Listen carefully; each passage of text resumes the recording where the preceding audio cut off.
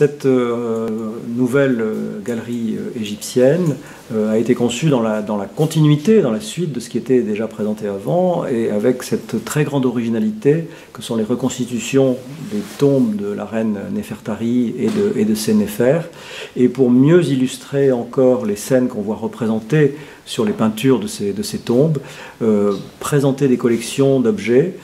qui évoquent le culte funéraire et la religion des morts dans l'Égypte antique. L'autre grande nouveauté, c'est qu'on a eu une collaboration très importante avec le musée du Louvre, le département des antiquités égyptiennes, qui est un des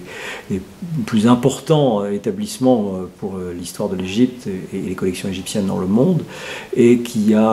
nous a aidés à concevoir ce nouveau parcours, et qui a aussi mis en dépôt, c'est-à-dire des prêts de très longue durée, de collections qui n'étaient pas présentées jusqu'ici et qui donnent plus de sens justement pour évoquer cette question de la religion funéraire égyptienne.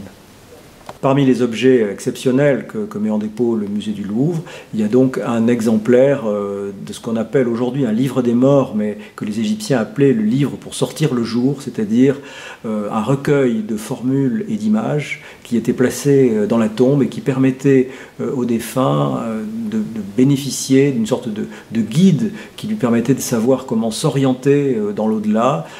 surmonter toutes les épreuves, pour pouvoir accéder au bonheur éternel en quelque sorte, et pouvoir faire des allers et retours entre sa tombe et la lumière du jour et la surface de la terre, pour pouvoir revenir bénéficier des rayons du soleil, bénéficier d'un contact avec ses proches et sa famille, de la nourriture, de tout ce qui lui permettrait d'avoir une vie heureuse.